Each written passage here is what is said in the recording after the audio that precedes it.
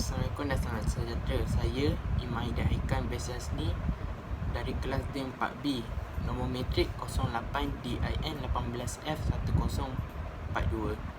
Pada tarikh 11 Mac 2020, saya telah pergi ke kilang Krepek di Kuala Selangor dan saya akan bentangkan 4 hazard yang ada pada kilang Krepek tersebut. 4 hazard di kilang tersebut, yang pertama adalah keluasan kilang. Kedua, cara mengendalikan mesin. Ketiga, kedudukan pengendalian mesin itu. Yang terakhir sekali adalah keselamatan dan kesihatan.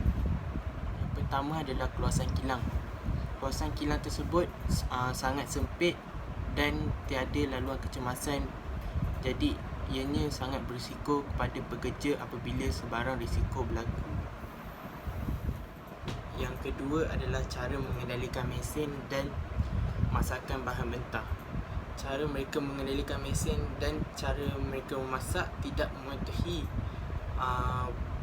peraturan yang betul dan boleh menyebabkan risiko yang besar apabila sebarang kebakaran ataupun sebarang risiko yang boleh berlaku pada kilang tersebut. Yang ketiga adalah kedudukan pengendalian mesin. Kedudukan pengendalian mesin bahan mentah dan tempat masak bahan mentah sangat dekat, boleh menyebabkan risiko seperti letupan ataupun sebarang risiko kecederaan pada pekerja dan lain-lain lagi.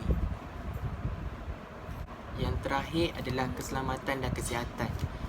Keselamatan kepada pekerja, mereka tidak patuh pada regulation, iaitu cara pemakaian mereka, cara mereka mengendalikan mesin, cara mereka menggoreng kerepek tersebut.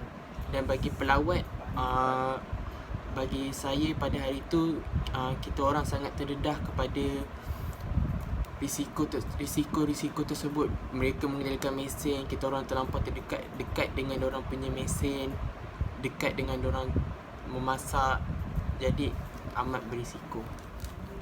Bagi keluasan kilang, cara mereka untuk menambah baikkan adalah dengan menambah lagi sedikit keluasan kepada kilang tersebut, susun mesin dan tempat mereka mengendalikan bahan mentah dengan teratur, dan sediakan tempat laluan kecemasan apabila sebarang risiko terjadi. Bagi penambahbaikan kedua, iaitu cara mengendalikan mesin, mereka harus patuh kepada peraturan dan mengikut spesifikasi yang telah diberikan oleh pihak-pihak insurans company ataupun pihak risk management untuk mengelakkan sebarang risiko yang berlaku kepada kilang tersebut. Bagi penambahbaikan ketiga, iaitu kedudukan pengendalian mesin, mereka hanya perlu mengasingkan tempat yang boleh terdedah dengan kebakaran, tempat yang boleh mendedah dengan sebarang kecederaan. Sebagai contoh, tempat mereka menggoreng kerepek dekat dengan tempat mereka memotong kerepek, jadi kita sangat terdedah dengan risiko.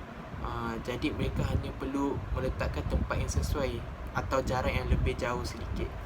Lagi penambahbaikan yang keempat, iaitu keselamatan dan kesihatan, mereka hanya perlu menambahkan barang keselamatan seperti CCTV untuk mengawasi sebarang kecurian ataupun bukti risiko berlaku.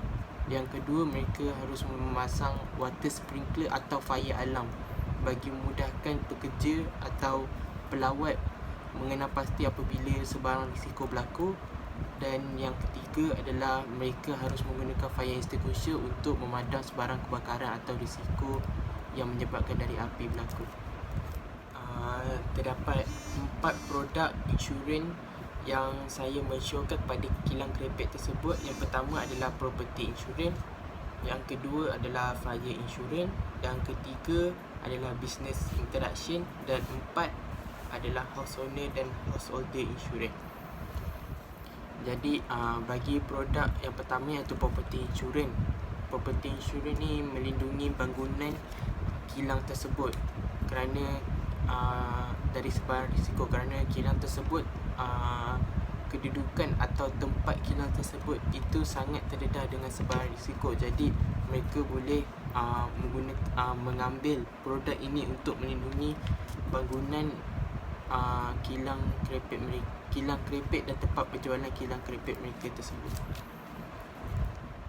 Produk yang kedua iaitu fire insurance. Fire insurance ini mereka melindungi kebakaran.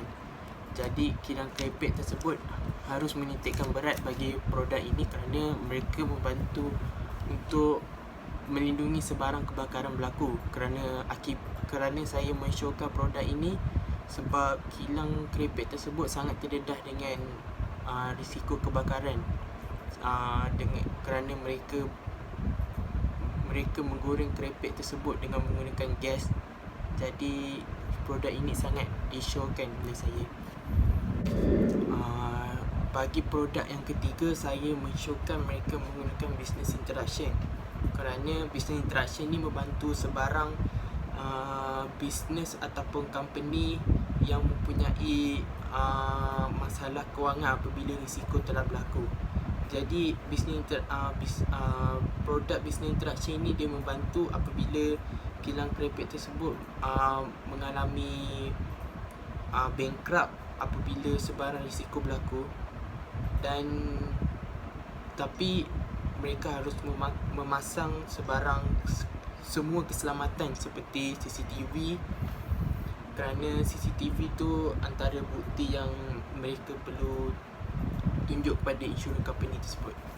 Bagi produk yang terakhir iaitu house owner and householder insurance, saya syorkan kerana mereka melindungi semua barang yang berada di kilang tersebut. Sebagai contoh, mereka melindungi mesin, bahan mentah dan pengeluaran untuk mengelakkan sebarang kerugian bagi pihak kilang kerepek tersebut.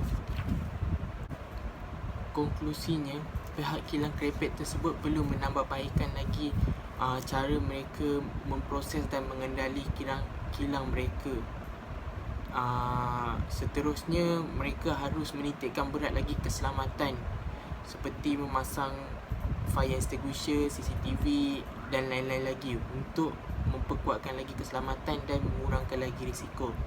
Dan yang terakhir, pihak kilang kerepek perlu membeli insurans produk tersebut kerana insurans produk tersebut melindungi mereka dari sebarang risiko berlaku, terutamanya risiko-risiko yang besar boleh menyebabkan kerugian kepada pihak kilang kerepek tersebut.